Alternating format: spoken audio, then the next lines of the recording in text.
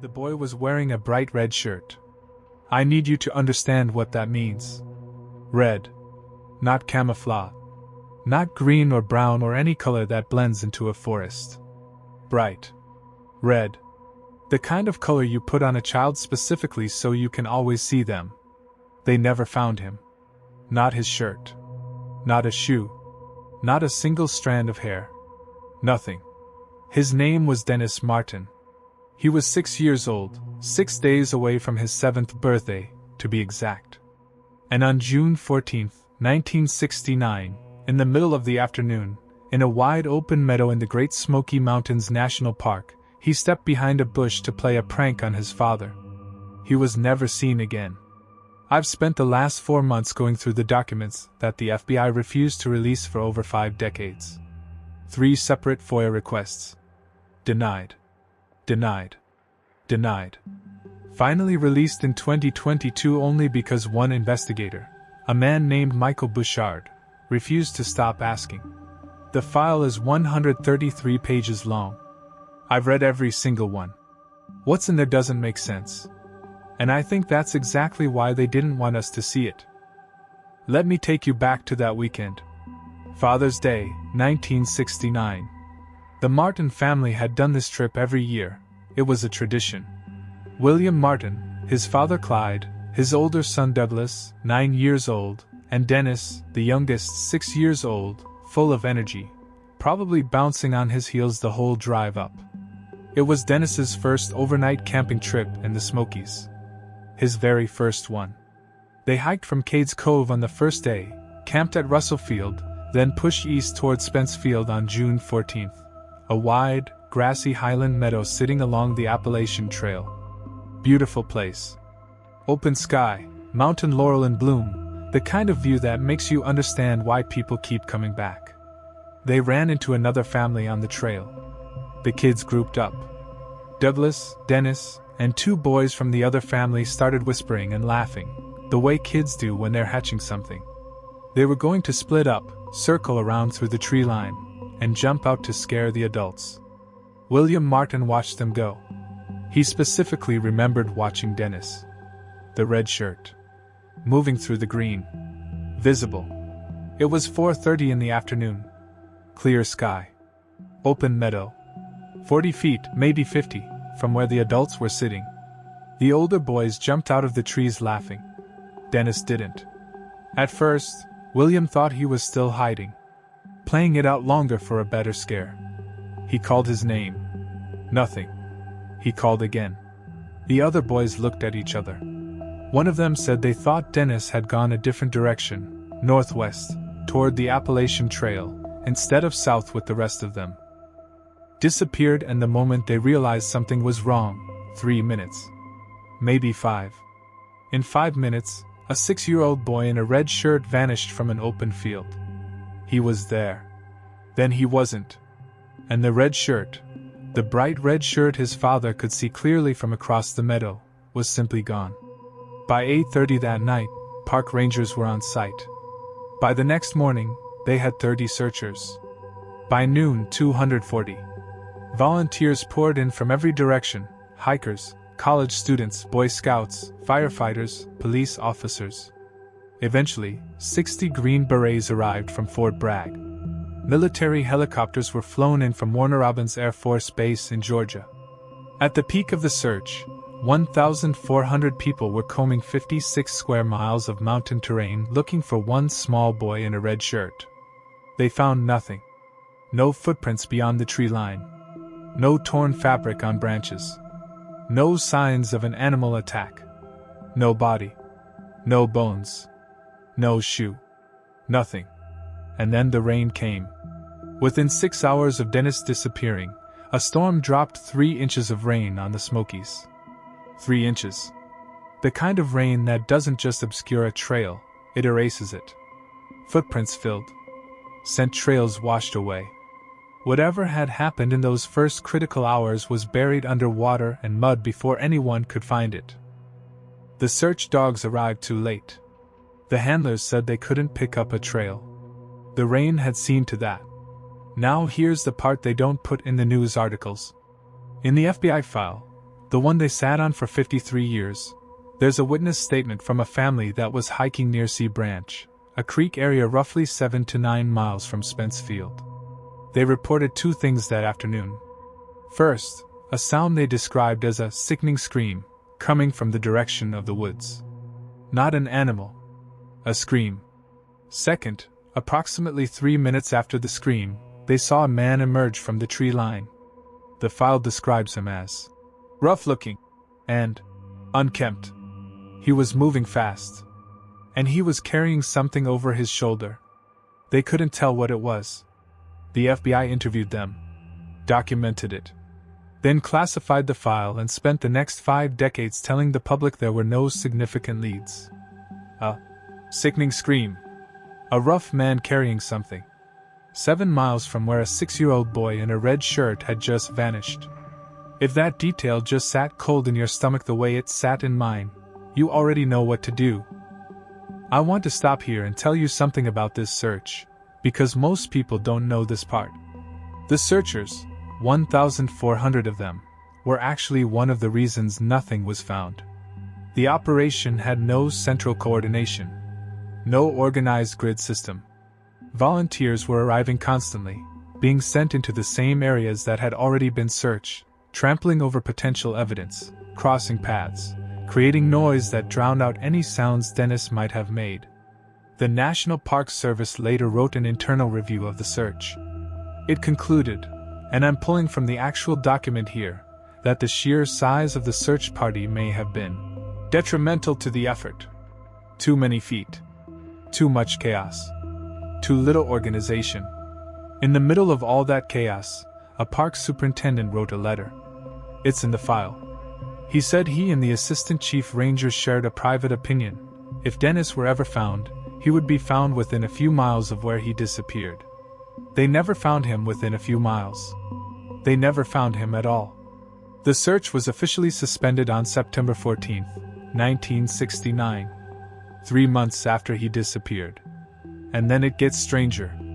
In the mid-1970s, a man who hunted ginseng in the backcountry came forward with something he'd been keeping secret. He said that years earlier, somewhere in a hollow called Big Hollow near Tremont, not far from where those shoe prints had been found, he had stumbled across the scattered skeletal remains of what appeared to be a small child. He had said nothing. For years he had said nothing, because he'd been collecting ginseng illegally in the park and was afraid of prosecution. Rangers searched Big Hollow. They found nothing. Whatever he had seen, if he had seen anything, was gone. Dennis Martin would be in his early 60s today, if he were alive. I started this whole thing because of a single line I found in a discussion forum about the case. Someone who claimed to work in search and rescue wrote that the Dennis Martin case was used, quietly, internally, as a training example for what happens when a search goes wrong. Not because of the outcome.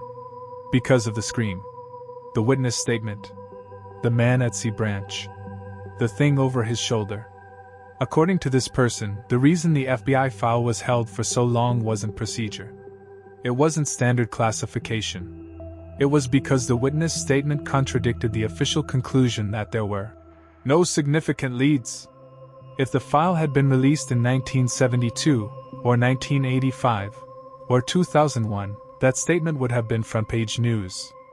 Parents would have demanded answers. The Park Service would have faced questions it didn't want to answer. So they waited. They waited until enough decades had passed that it became a historical curiosity instead of an active demand for accountability. I don't know what happened to Dennis Martin.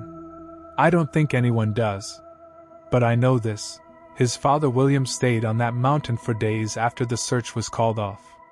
Kept walking the trails alone. Kept calling his son's name into the trees.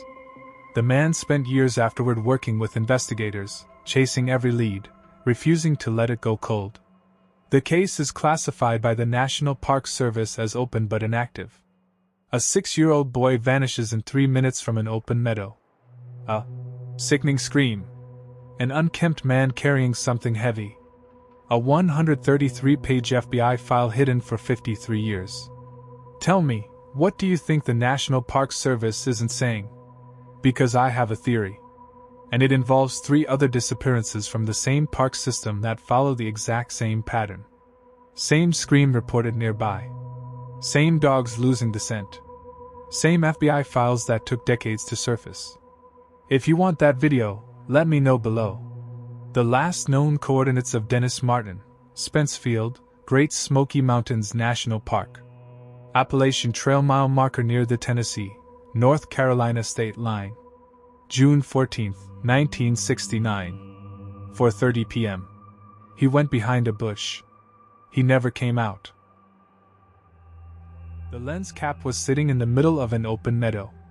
No camera. No bag. No footprints leading away from it. Just the small black cap from a 14-year-old girl's Olympus camera, sitting in the grass like she'd set it down gently and simply stopped existing. Her name was Stacey Arras. She was 14 years old. And on July 17, 1981, in broad daylight, surrounded by a group of adults who were actively watching the direction she walked, she disappeared from Yosemite National Park without leaving a single trace behind. The National Park Service opened a case file on her disappearance. That file is 2,000 pages long. In over 40 years, they have never released a single page of it. Not one. And when an investigator filed a formal Freedom of Information Act request to access those documents, he wasn't just denied through standard bureaucratic channels. A special agent from the national park contacted him directly. A special agent. Personally. Think about that for a moment. Because I have. Every night for the past 6 months. I'm not a journalist. I'm not a true crime blogger. I'm a high school art teacher from Saratoga, California, which matters because Stacey Arras was also from Saratoga. She grew up less than 2 miles from the school where I work. Some of my older colleagues remember her. One of them remembers the week she didn't come back. I started pulling at this thread because it felt local. Personal. I kept pulling because what I found underneath it doesn't have an explanation. Let me tell you about the trip. George Arras had planned this for months. A 4-day horseback riding excursion through Yosemite's high country, organized through a contractor that ran guided trips into the backcountry. It was the kind of trip that required preparation, permits, a group. Not something you wandered into casually. George and Stacey had been through a rough patch. She was 14, and 14 is a complicated age under the best circumstances. The trip was meant to be something good for them. A chance to reset. Fresh air, mountain trails, time away from whatever had been pulling at her back home. They arrived at Tuolumne Meadows on July 17th and rode out with the group, somewhere between 7 and 20 people, depending on which report you read, which is already its own strange detail. How do you not know how many people were on a guided trail ride? The group rode approximately 4 miles along the John Muir Trail, stopped for food, then continued to Sunrise High Sierra Camp, a cluster of canvas tent cabins sitting about 1.5 miles from Sunrise Lakes, nestled in open granite terrain at roughly 9,400 feet elevation. The sky was clear. The air was cold and clean the way it only gets at that altitude. The group had been in the saddle most of the day. They tied the horses and went to freshen up. Stacey showered and changed into fresh clothes. A white windbreaker, a light blouse, striped shorts, gray hiking boots. She grabbed her Olympus camera and her binoculars.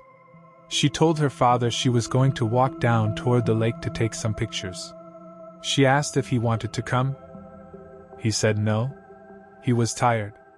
An older man from the group, Gerald Stewart, somewhere between 70 and 77 years old, the reports differ, was sitting on a boulder about 100 feet from the cabins. Stacey fell into step with him. The rest of the group watched from the cabin area as the two of them moved down the slope together. After a short while, Gerald sat down. He was tired too. The group watched from above as Stacey walked on ahead. Just a little further. Toward the tree line. Toward the lake. She stepped behind 2 trees. She stepped behind 2 trees in an open meadow while a group of adults watched from 50 yards away, and she never stepped back out. She never stepped back out. Gerald waited. The group watched. A few minutes passed. Someone said she'd probably just stopped to take pictures. Someone else said she'd be right back. She wasn't right back. Gerald stood up and walked to where she'd gone. He called her name. He looked behind the trees, around the trees, past the trees toward the lake. There was nothing there. The search started the next morning. By July 18th, Yosemite had deployed 100 to 150 search and rescue personnel, including 67 volunteers from the Mountain Rescue Association, one of the most experienced wilderness search teams in the country. 3 helicopters swept the terrain from above, the park's contract chopper alone logging over 40 hours of flight time. Bloodhounds were brought in. The search concentrated on a 3 to 5 square mile radius around Sunrise High Sierra Camp and Sunrise Lakes. The bloodhounds arrived at the spot where Stacey was last seen. Noses down. Working the ground. They stopped.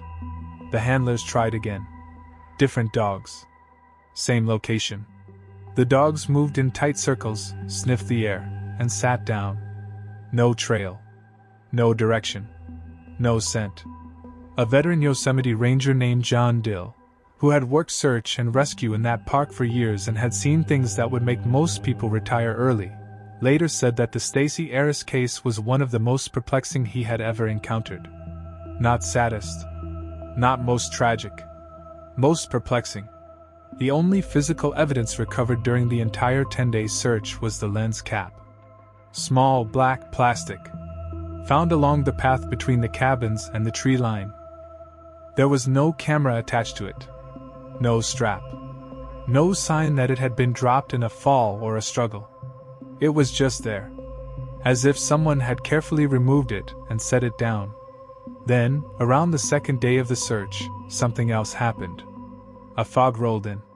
In broad daylight, at high altitude, on clear granite terrain with no weather system anywhere near the forecast, a thick, dense fog rolled across Sunrise Meadow and swallowed the search area whole. If something about that just settled wrong in your chest, you already know what to do. Searchers described it as unusual.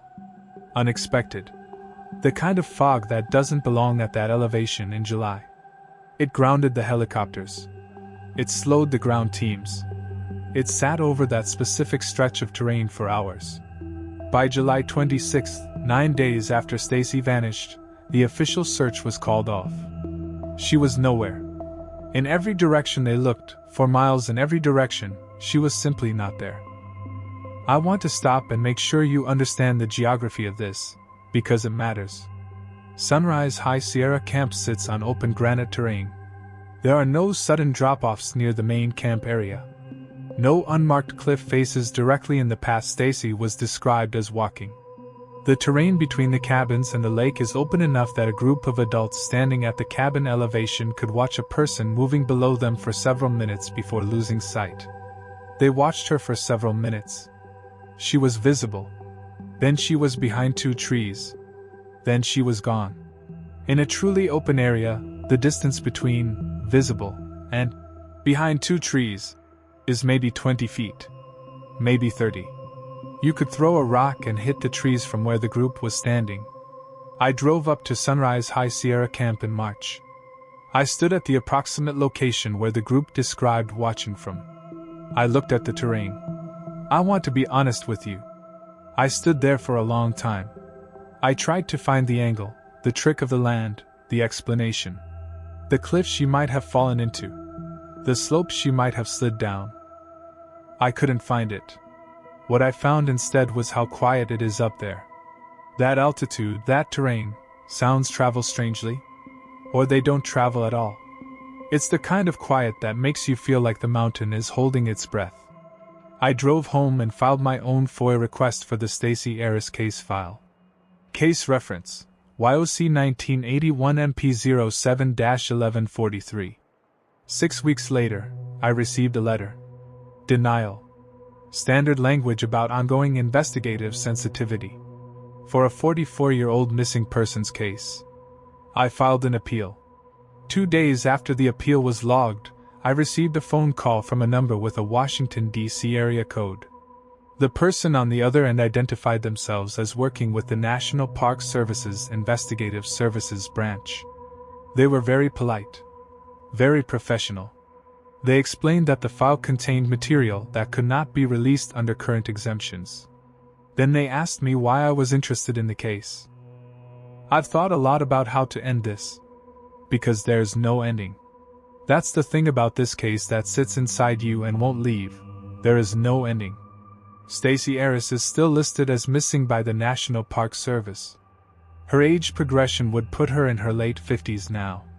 Somewhere, if she is alive, she is a woman older than her father was when she disappeared.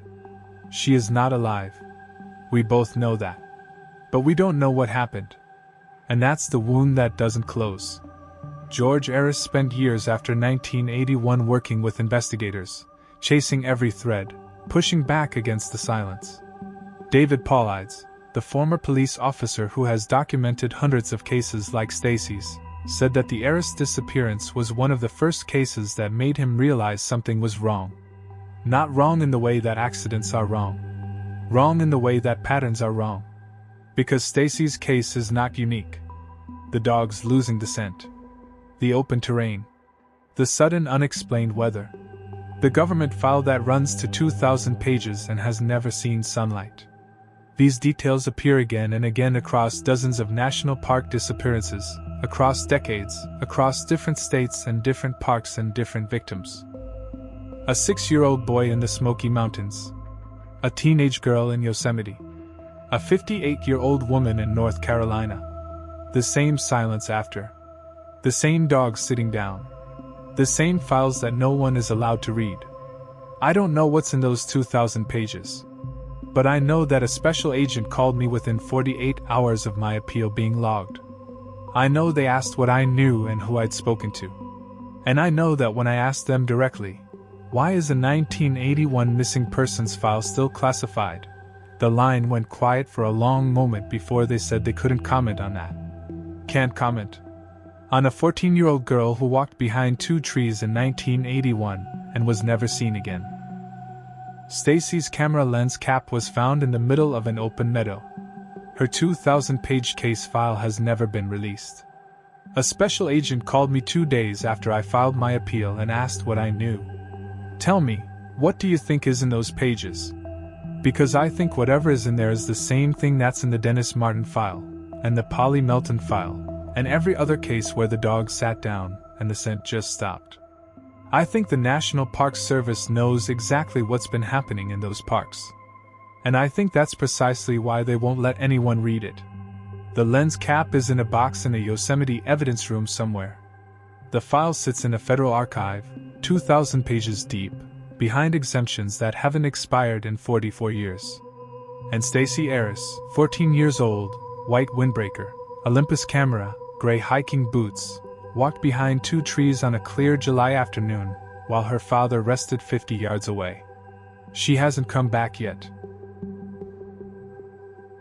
The search dogs found her scent exactly where her friends last saw her. Then they stopped. 9 dogs, from 9 different handlers, working independently. Every single one of them reacted at the same spot on the trail, a gravel path on the North Carolina side of the Great Smoky Mountains, just past a small rise in the terrain. They picked up the scent. They reacted strongly. The handlers said the reaction was clear, unambiguous, the kind of hit that usually means you're close. Then the dogs sat down. They wouldn't move forward, wouldn't circle outward, wouldn't follow a trail in any direction. They just sat there, at that one spot on the gravel, as if the woman they were tracking had stepped off the edge of the world. Her name was Thelma Pauline Melton. Everyone called her Polly. She was 58 years old, and she had been hiking that exact trail for nearly 2 decades. She knew every bend in it. She had walked it in every season, in every kind of weather, with her husband and her friends and sometimes alone. She was not a woman who got lost on a path she'd spent 20 years memorizing. On September 25, 1981, Polly Melton walked over a small hill on Deep Creek Trail and was never seen again. I know this story because my grandmother was one of the 2 women who was with her that afternoon. She never stopped talking about it. Not in 50 years. My grandmother, I'll call her by the name Polly's friends used, just to protect her privacy, was one of Polly's closest companions during those long summer months in the Smokies. Every year, Polly and her husband Bob would drive their Airstream trailer up from Jacksonville, Florida, and park it at Deep Creek Campground near Bryson City, North Carolina. They'd been doing it since 1958. More than 20 years of the same campground, the same trails, the same neighbors who became something close to a second community. Bob was older than Polly by about 20 years.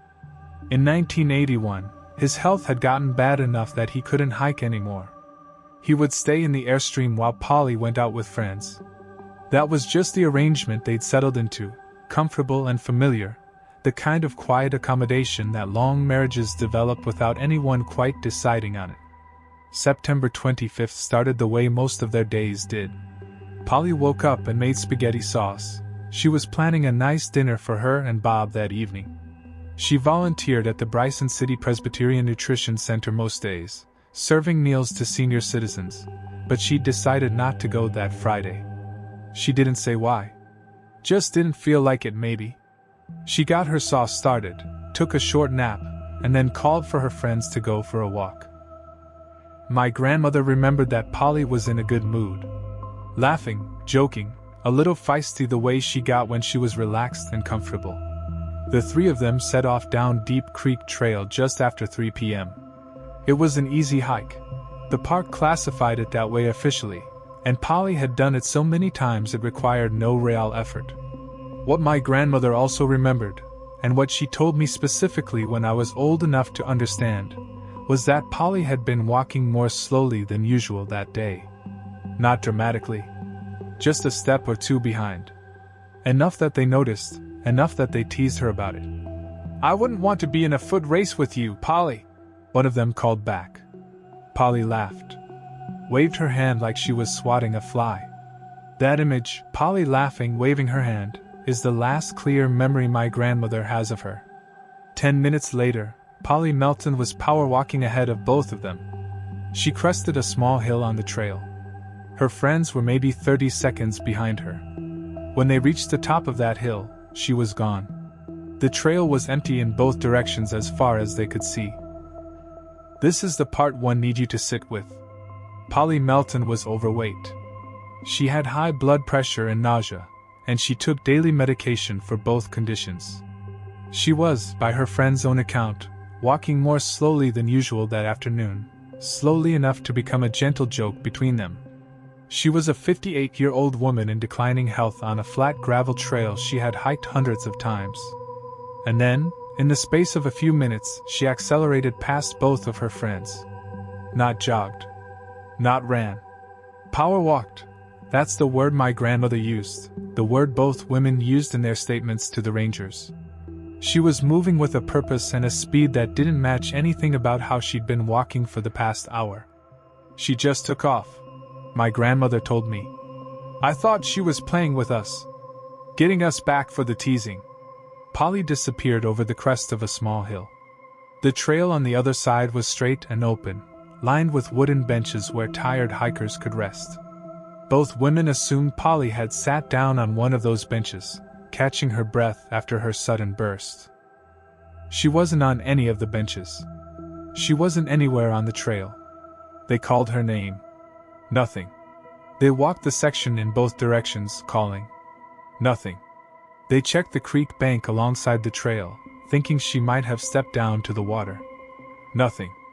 They waited, certain she'd appear from somewhere, certain there was an obvious explanation they were missing.